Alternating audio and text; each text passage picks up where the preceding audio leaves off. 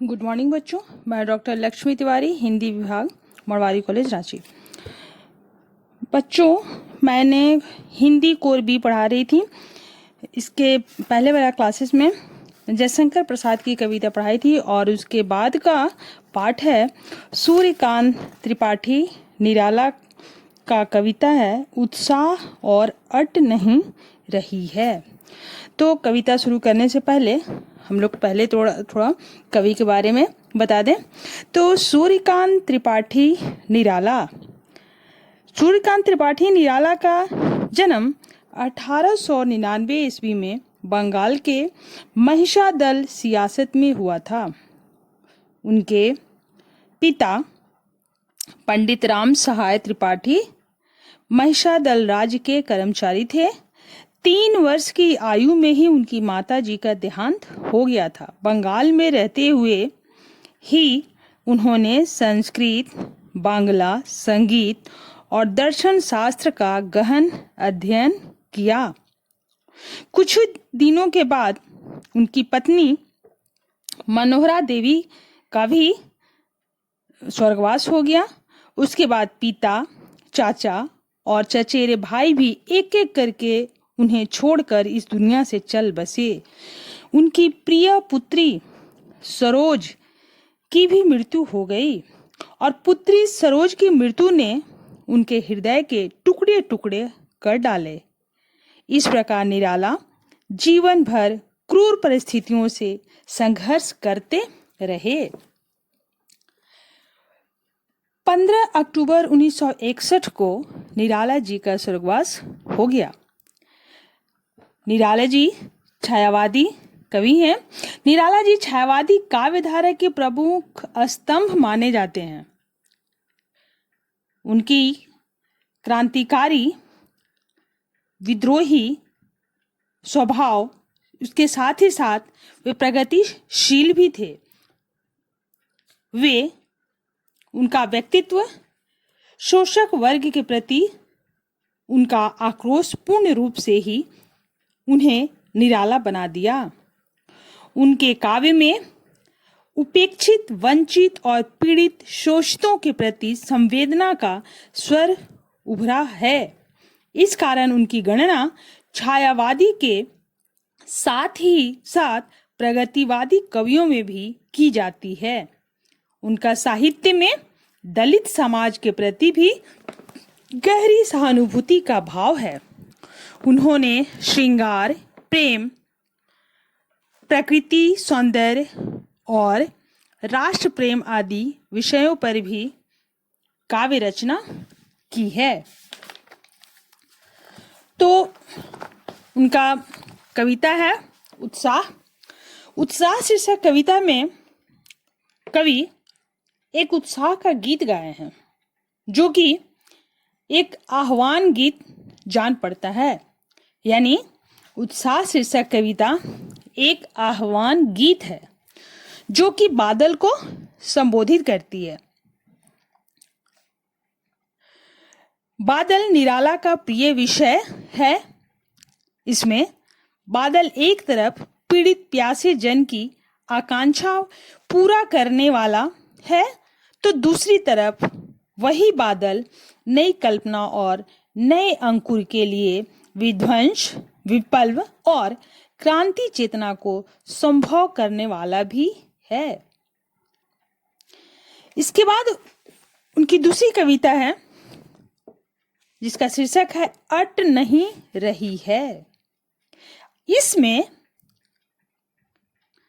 फागुन की मादकता को प्रकट करती है। यानी यह कविता जो है सिर्फ फागुन की मादकता को प्रकट करती है। कवि फागुन की सर्वव्यापकता, सुंदरता को अनेक संदर्भों में देखता है और जब मन प्रसन्न हो तो हर तरफ फागुन का ही सौंदर्य और उल्लास कवि को दिखाई पड़ता है और इसे सुंदर शब्दों का चयन कर इसका वर्णन किया है। तो चले हम लोग कविता पहले देखते हैं। पहला है उत्साह। उत्साह कविता का पंक्तियां हैं। जैसा कि हम पहले बताए कि यह एक आह्वान गीत है। बादल गरजो, घेर घेर घोर गगन, धार धार ओ, ललित ललित काले घुंघराले, बाल कल्पना कैसे पाले, विद्युत छवि उर्मे कवि नौ जीवन वाले, वज्र छिपा नूतन कविता, फिर भर दो बादल गरजो। विकल विकल उन्मन थे उन्मन, विश्व के निदाघ के सकल जन, आए अज्ञात दिशा से अनंत के घन, तप्त धरा जल से फिर शीतल कर दो बादल गरजो। इसमें निराला जी कहते हैं कि बादल गरजो, यानी कवि बादलों का आह्वान कर रहा है। बादल निराला को बहुत प्रिय है, जैसा कि पहले भी हम बता चुके हैं। और यहाँ कवि कहता है कि हे बादल, आकाश को घेर कर गरजो, हे जल की धाराओं को अपने में धारण करने वाले नए घुंघराले काले बादल गरजो, विद्युत की छवि को अपने हृदय में छुपाने वाले हे कवियों के मित्र, धरती पर नए जीवन के संवाहक बादल गरजो, यानी धरती पर नए जीवन देने वाले बादल गरजो। पुनः फिर से वज्र के समान, कवि कहते हैं, पुनः वज्र के समान छिपी अपने अंतर, यानी अपने हृदय में, उर का मतलब होता है हृदय, कि नवीन कविता से लोगों को भर दो। अर्थात कवि का कहने का तात्पर्य यह है कि उनमें जीवन के प्रति उत्साह जगा दो। इस धरती के लोग तुम्हारे बिना व्याकुल और उदास थे। तपन से सारे संसार के लोग जल उठे थे। हे सीमाहीन बादल, अनजानी दिशा से आकर इस जलती हुई धरती को फिर से जलमय करके शीतल कर दो। अर्थात इस नवजीवन का उत्साह प्रदान कर दो। कवि का कहने का तात्पर्य यह है कि बादल के रूप में जन सामान्य में नव चेतना और उत्साह भर दो। बादल जड़ता के विरुद्ध नई क्रांति मूलक चेतना और उससे उत्पन्न उत्साह का प्रतीक है। यह उत्साह शीर्षक कविता यहाँ खत्म होता है और उसके आगे का फिर हम लोग देखते हैं। उसके बाद का कविता है, ये भी छोटी सी कविता है, अट नहीं रहा है। अट नहीं रहा है, इसमें क्या है? इसमें हम आपको बताए थे कि इसमें फागुन का सौंदर्य का वर्णन है। जो फागुन का जो सौंदर्य है, जो उल्लास है, इस कविता में दिखाई पड़ रहा है। इसमें यह कविता का लाइन है, अट नहीं रही है आभा मतलब चमक फागुन की तन, सट नहीं रही है कहीं सांस लेते हो, घर घर भर देते हो उड़ने को नभ में तुम, पर कर देते हो आंख हटाता हूं तो हट नहीं रही है। पत्तों से लदी डाल कहीं हरी कहीं लाल, कहीं पड़ी है उर्मे मंद गंध पुष्प माल, पाट पाट शोभाश्री पट नहीं रही है। पाट पाट यानी जगह जगह, शोभाश्री यानी सौंदर्य से भरा हुआ, आभा मतलब चमक, उन्मन यानी कहीं मन न टिकने की स्थिति यानी अनमनापन। तो यहाँ इस पंक्ति का भाव यही है कि कवि यहाँ कहते हैं कि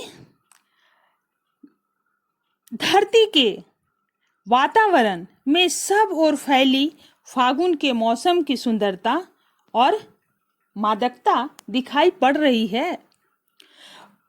यानी इसमें कवि ने फागुन के मौसम का सौंदर्य का वर्णन किया है। फागुन के आने से ही धरती के परिवेश यानी धरती के चारों तरफ का वातावरण से जो उत्पन्न शोभा और उल्लास का वर्णन हुआ है। और इसका वर्णन करते हुए कवि कहता है कि फागुन की चमक धरती की परिवेश में नहीं समा पा रही है। धरती के प्राकृतिक परिवेश रूपी शरीर से फागुन की गुलाबी दमक उड़ी जा रही है, जो मादक यानी नशीला।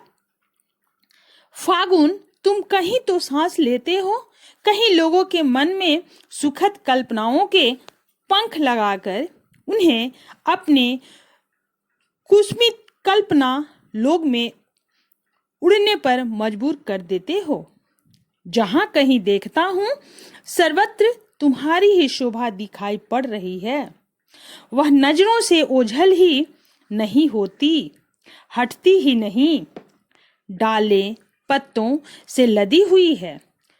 कहीं ला तो कहीं हरा, यानी कहीं कहीं जो डाली है वो लाल दिख रही है तो कहीं हरी। कहीं किसी के हृदय पर पुष्पों की गंधमय सुगंधमय माला सुशोभित हो रही है। अर्थात कवि का कहने का तात्पर्य यह है कि पौधे पुष्पों से लदे हुए हैं। जगह जगह पर सब कहीं तुम्हारी ही शोभा राशि धरती के प्राकृतिक परिवेश में फैली हुई है।